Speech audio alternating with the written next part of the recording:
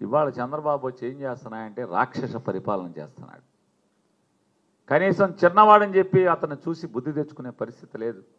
వాటన్నిటిలో కూడా విషం చిమ్మటం, అవన్నీ చిదిమేయటం, మసిపోయటం, వాడికి ప్రజల్ని మళ్ళీ కష్టాల పాలు, పేదలు చదువులు లేకుండా ఉండే పరిస్థితులు, పెత్తందారి మనస్తత్వం, వెనుకబడిన కులాలు లేదా పేద కులాల్లో ఉన్నటువంటి మనుషులు చదువుకుంటే ఉన్నత విద్యలు చదివి అభ్యసిస్తే డబ్బున్న వాళ్ళ ఇళ్లలో పనిచేయటానికి ఎవడు దొరుకుతాడనేటువంటి తప్పుడు ఆలోచనతోనే ఇవాళ పెత్తందారి మనస్తత్వంతోనే పేద మధ్యతరగతి వర్గాలకి చదువుని దూరం చేస్తూ, వైద్య విద్యను దూరం చేస్తూ వాళ్ళ జీవితాలని బుగ్గిపాలు చేసేటువంటి ప్రభుత్వం ఇవాళ సంవత్సరం 9 మాసాలు గడిచేప్పటికే ప్రజల హాహాకారాలతో అయ్యా మేము తప్పు చేశాం, దుర్మార్గమైన ప్రభుత్వాన్ని ఎన్నుకున్నాం, మళ్ళీ నీ ప్రజా సంకల్ప యాత్ర ద్వారా ఏర్పాటు చేసినటువంటి ఆ ప్రభుత్వం మళ్ళీ నువ్వు తొందరలో రావాలని చెప్పని ఎన్నడూ ఓటైనటువంటి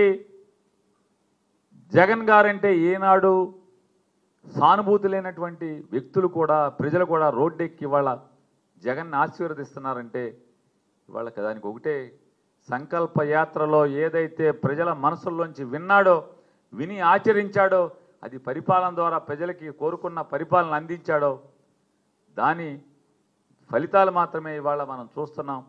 ఇవాళ దుర్మార్గమైన ప్రభుత్వం నిన్నో మొన్నో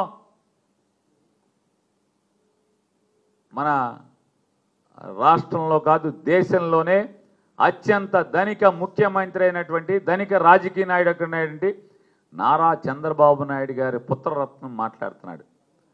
జగన్మోహన్ రెడ్డి పొలాలు చూస్తాకి వెళ్తే వెళ్ళాడు, కానీ ఎవరిని చంపకుండా రావయ్యా జగన్మోహన్ రెడ్డి అంటున్నాడు. అరే చంపే అలవాటు అయ్యా లోకేష్, మనుషుల్ని చంపే అలవాటు మీ నాన్నది నీదే అనేది చరిత్ర చెప్తుంది. కందుకూరులో ఓట్లు అడుక్కుంటాకెళ్ళి 7 మందినో 9 మందినో పొట్టన పెట్టుకున్నటువంటి చరిత్ర నీది మీ నాన్నది కాదా? 8 మందిని పొట్టన పెట్టుకున్నావంట. గుంటూరులో పేదరికాన్ని ఆసరాగా చేసుకుని పేదరికానికి ఎర్రేసామని చెప్పని 100 రూపాయల చీరలు పంచి పెడతామని చెప్పి రమ్మని చెప్తే పాపం పేదలు నమ్మి వస్తే వాళ్ళకి చీరలు సక్రమంగా పంచిపెట్టకుండా మీ ఫోటోల కోసం వీడియోల కోసం జనం గుమ్మిగూటి తోసుకునేది కనపడాలి కాబట్టని చీరలు విసిరితే లారీల్లోంచి ఆ తొక్కిసలాటలో అమాయకులైన పేదలు 7 అసూలు బాయలేదా? 3 అసూలు బాసి చనిపోలేదా అని అడుగుతున్నాను. ఇంకా మీ పాలనలో ఇవాళ గుళ్ళలో ఎంతమందిని చంపేస్తున్నారు మీరు. సింహాచలంలో గోడ కట్టించారంట. గోడ ఎవరు కట్టించారయ్యా? పోలీసు శాఖని, లా అండ్ ఆర్డర్ని కాకుండా మిగతా అన్ని శాఖల్లో ఏలెట్టి గిరగిరగా తిప్పేటువంటి ఒక పెద్ద మీ ట్రబుల్ షూటర్ అని ఫీల్ అవుతున్నటువంటి ఒక మంత్రి గారు ఉంది. ఆవిడ దగ్గరుండి కట్టించింది. ఆ గోడ ఏదో వాళ్ళు కడుతున్నప్పుడు పడినా బాగుండేది, పరిశీలన చేస్తాకు వచ్చినప్పుడైనా బాగుండేది, రాష్ట్రానికి దరిద్రం వదిలేదు. ఇవాళ చచ్చిపోతే మీకు బాధ్యత లేదా? కాంట్రాక్టర్ బాధ్యత. తిరుపతిలో దర్శనానికి క్యూల్లో టికెట్లు ఇచ్చేదానికి తొక్కిసలాట్లో తిరుపతిలో అసూలు బాయటమా? 30 మందా ఎంతమంది? 9 మంది. 9 మంది ప్రాణాలు గాలిలో కలిసినాయి. అంటే దేవుడి దర్శనానికి వస్తే వాళ్ళని సరాసరి దేవుడి దగ్గరికి పంపించినటువంటి చరిత్ర మీ పరిపాలన. నిన్నగాక మొన్న గుడిలో చచ్చిపోతే ప్రైవేట్ గుడి అంటే, అరే రాష్ట్రంలో లా అండ్ ఆర్డర్ మీ నాన్న దగ్గర ఉందయా? సిగ్గు లేకుండా మాట్లాడుతున్నారు ప్రైవేట్ గుడి అని. చంద్రబాబు 75 ఏళ్ళు చంద్రబాబుకి సిగ్గు లేదు ఆ మాట మాటదాకి. ఎంపటి తిరిగే మంత్రులకి సిగ్గు శరం లేదు. ప్రైవేట్ గుడి అయితే ఏంటి, ఏ గుడి అయితే ఏంటి? లా అండ్ ఆర్డర్ మీదా కాదా ఈ రాష్ట్రంలో? అరే ప్రజలు ఏకాదశి రోజు దైవ దర్శనం కోసం కాశీబొగ్గులో తండోపతండాలుగా బయలుదేరుతుంటే మీ పోలీసు వ్యవస్థ ఏం చేస్తుంది? మీ పోలీస్ స్టేషన్లు ఏం చేస్తున్నాయి? మీ సిఐలు, డిఎస్పీలు, డిఐజీలు, ఎస్పీలు ఏం చేస్తున్నారు? వైసీపీ వాళ్ళ మీద తప్పుడు కేసులు పెడుతుంది తప్పితే ఏం చేస్తున్నారు మీరని చెప్తున్నా. తెలీదా మీకు? చచ్చిపోతే ప్రైవేట్ గుడా? మరి లా అండ్ ఆర్డర్ మీకెందుకు? మాకు ఇచ్చేయండి. అయితే జగన్మోహన్ రెడ్డికి చూపిస్తాడు. శాతకానోడి పరిపాలనలోకి వస్తే తప్పుడు ఆలోచనలోళ్ళు, డబ్బు మేయటమే పనిగా ఉన్నవాళ్ళు మీలాంటి వాళ్ళు ఇవాళ ఏలుబడిలో ఇవాళ ప్రజలకు శాపం మీలాంటి వాళ్ళు. జగన్మోహన్ రెడ్డి గారు ఏం వెళ్తాడు?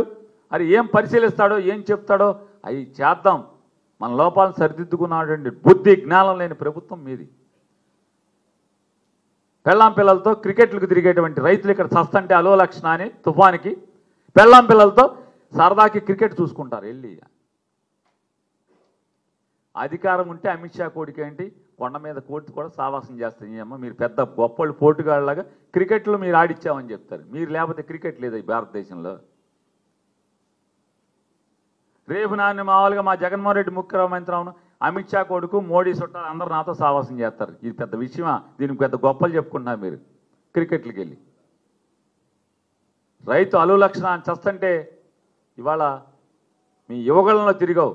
ఏదన్నా యువగళంలో జనం చెప్పింది ఒక్కటన్నా నువ్వు ఆచరించి చూపించావా అని అడుగుతున్నాను. కాబట్టి బతికితే రాజకీయ నాయకుడు ఎవడైనా సరే అయితే రాజశేఖర రెడ్డి లాగా బతకాలి, లేదా జగన్మోహన్ రెడ్డి లాగా బతకాలనేది ఇవాళ ఈ ప్రజా సంకల్ప యాత్ర ద్వారా ఏర్పాటైన ప్రభుత్వం ద్వారా నిరూపించుకున్నారు. కాబట్టి 8 సంవత్సరాలు పూర్తి చేసుకున్న సందర్భంగా జగన్మోహన్ రెడ్డి గారికి, జగన్మోహన్ రెడ్డి గారి వైఎస్ఆర్ కాంగ్రెస్ పార్టీ కుటుంబ సభ్యులందరికీ కూడా శుభాకాంక్షలు తెలియజేస్తూ మళ్ళీ అదే స్ఫూర్తితో మళ్ళీ 2027 సంవత్సరంలో ప్రజా సంకల్ప యాత్ర మళ్ళీ పునరంకితం అవుతూ రాబోయే 2 సంవత్సరాలు 27 నుంచి 2 సంవత్సరాలు ప్రజల మనసుల్లో ఎన్ని బాధలున్నాయి, ఈ పాపాత్మలు, ఈ రాక్షసులు, ఈ అసుర మూకలు ఏమేమి వాళ్ళని కష్టాలు పెట్టారో బాధలు పెట్టారో అవన్నీ తెలుసుకోవటం, వారికి ఏం కావాలో మళ్ళీ తెలుసుకుని గుర్తెరిగి 2029లో ఏర్పడబోయేటువంటి మరొక నయా ప్రజా సంకల్ప యాత్ర ద్వారా ఏర్పడే ప్రభుత్వంలో అవన్నీ నెరవేర్చేదానికి సంకల్పంతో జగన్మోహన్ రెడ్డి గారు ఆయన ఉన్నారని చెప్పనేది మనస్ఫూర్తిగా ప్రజలందరికీ కూడా తెలియజేస్తూ జై జగన్మోహన్ రెడ్డి, వర్ధిల్లాలి జగన్మోహన్ రెడ్డి గారి నాయకత్వం, వర్ధిల్లాలి వైఎస్ఆర్ కాంగ్రెస్ పార్టీ నాయకత్వం, జోహార్ వైఎస్ఆర్.